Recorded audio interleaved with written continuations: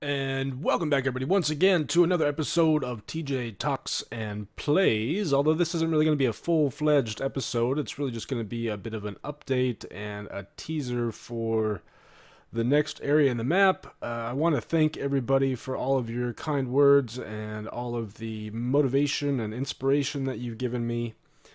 I have quite a few things now that I'm going to be working on and planning and whatnot. Although the semester just began, so I kind of have to get settled in with my classes and whatnot before I can get started on all of those projects. But one of the ideas is potentially opening up a server and inviting people to come and play or build maps or any number of things, and also maybe doing some developer commentary with map makers. So those are some of the series that I have planned, and in a couple weeks I'll have a non-Minecraft series coming out as well with one of my all-time favorite games from when I was younger. They have remastered it, and it should be coming out, I think, on the 15th, February 15th. That's Valentine's Day, right? Or is it Valentine's Day the 14th? I always forget. I better remember that because, I'm married and all. Uh, but, yeah, reading all of your comments really meant a lot to me, and it, just made me.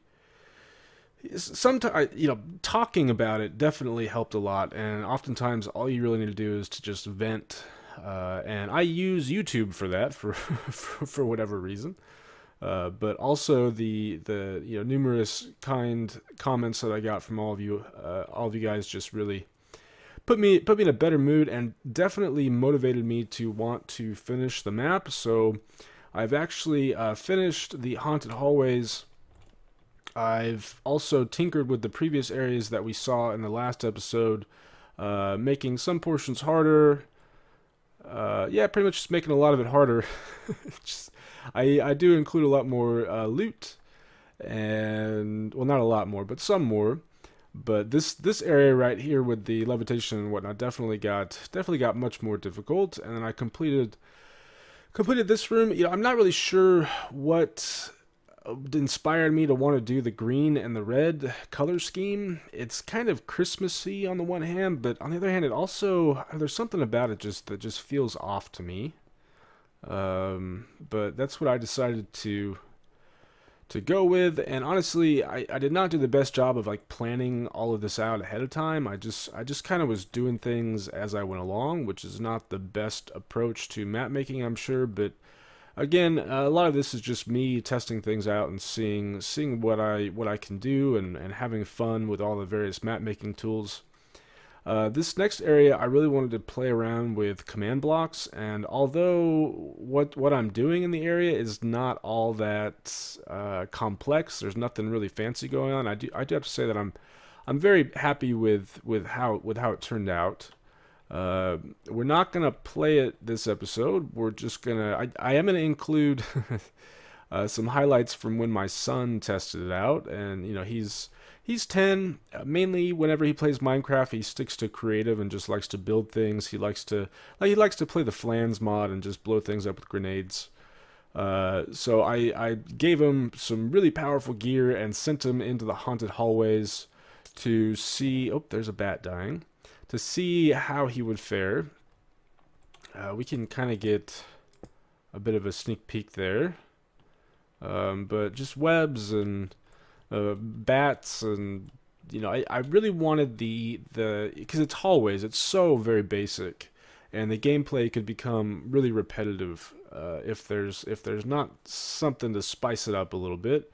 And I wanted it to really feel like a haunted area, like just every moment there's something surprising you and sneaking up on you, and I wanted it to feel like the hallways themselves were kind of alive and out to get you. So that's what I was going for in this haunted hallways area. I give the player an enchanting table at this point, although no bookshelves, so you can only do low level enchants, and there's a limited supply of lapis as well. But I did start to kind of throw a lot more gear at the player here. And there's even a suit of iron armor as well. But Yeah. I think that's pretty much it. I just again want to thank all of you, and I'm in much better spirits, and things happen, and you have to develop strategies, especially if you know that you're somebody who can fall into these kind of mental traps, these mental dark places, and you get caught up, and you just can't escape from these kind of cycles of thinking about things and whatnot. You have to develop strategies to overcome that. One of my strategies is to do a lot of talking, and I do that here. I do that with my family members as well. Things like exercise, and making sure you have a good diet, or treating your body and your mind nice, and all of that stuff. So I am feeling much better, and being done with this area, it makes me feel like I don't know, like it just really motivated me to want to keep going. And so I have this area done. The area after this one is already pretty much done, including the monument. I need to fancy up the monument, and I need to place loot in that area, but otherwise they're finished.